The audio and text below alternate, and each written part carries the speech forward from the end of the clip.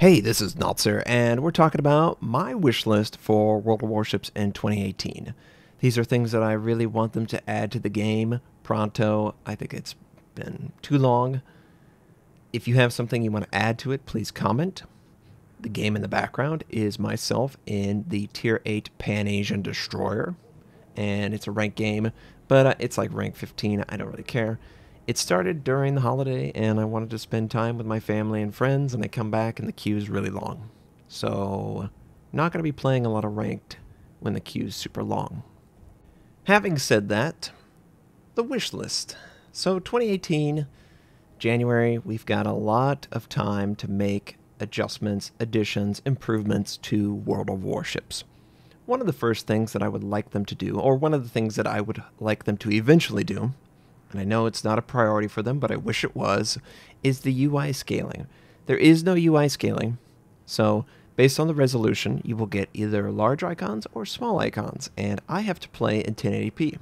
Why? Because 1440p and 4K are difficult to read. And I don't want that to be the case. I want everyone to enjoy my content. I have a 1440p monitor.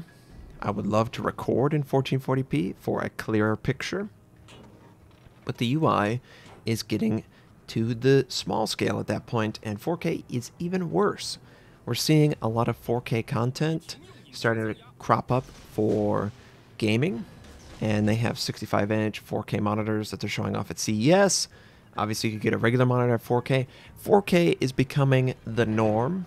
We're moving into that era of 4K. Remember when we were going 720p to 1080p, and that was a big jump, and everyone was starting to buy 1080ps? Well, we are basically starting to buy 4K televisions and monitors, and I really think that it's unacceptable to not have UI scaling at this point, and I want it added.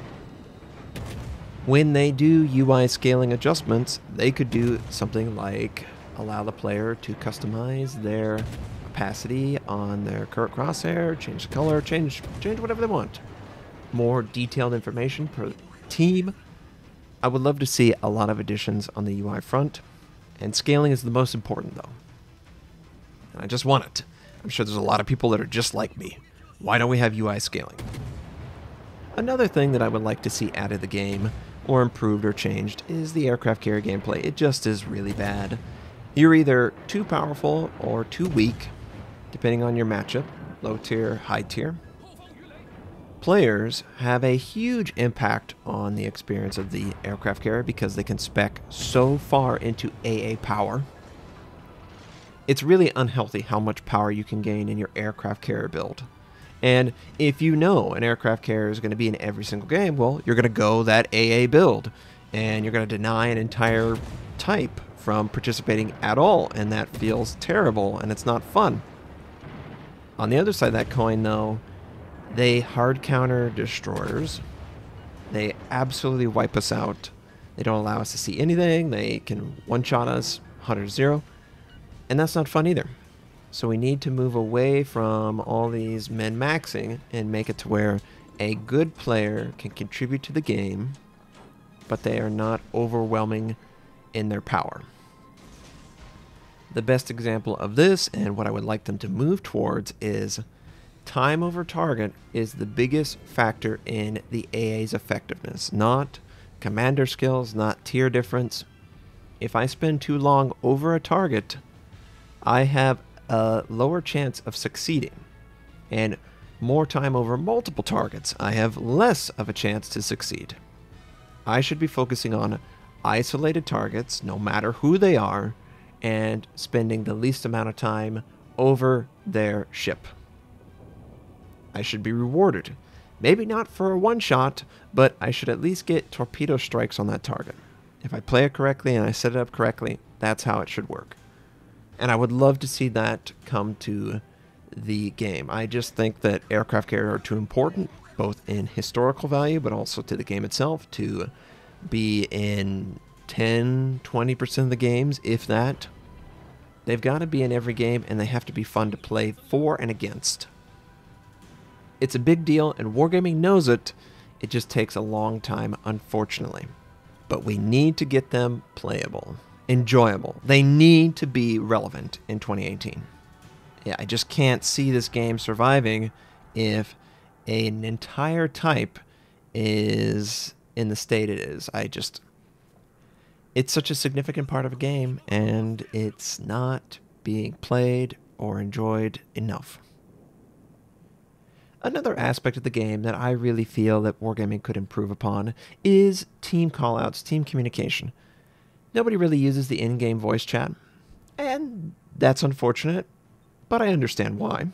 Therefore, we should be looking to try and have more team callouts that communicate when a smoke is dropped, how much time is left on the smoke, from a distance, for a quick glance for a teammate. Same with hydroacoustics, same with radar.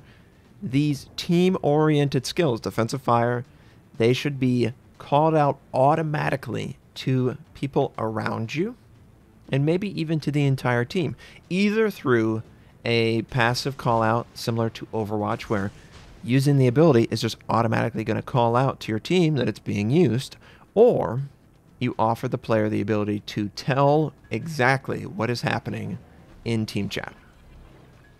I prefer the Overwatch passive approach. It feels so natural for your person or your ship or whatever to do an automatic call out when an ability is being used. That's exactly what you do in real life. Calling out grenades, reload, artillery, anything and everything that could benefit the person next to you, you're going to communicate that just automatically.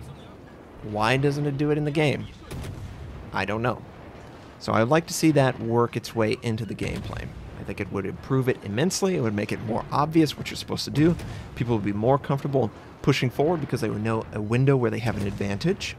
And they would be more comfortable playing defensively because they have a window where they're being defended. And along those same lines, we need to do a better job of communicating to new players. Exactly what they're trying to do, what the game is trying to teach them. The tips are cool, but we need more concrete examples of exactly what you want to look for.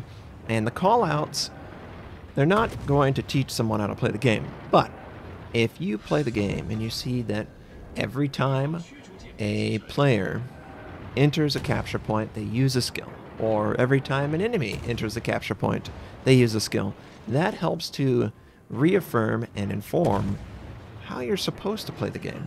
Because the community pretty much knows how to play the game. I know, shockingly, I don't think so, Notser. Most players know what they're supposed to do. Maybe they're distracted, maybe they make a mistake, you know.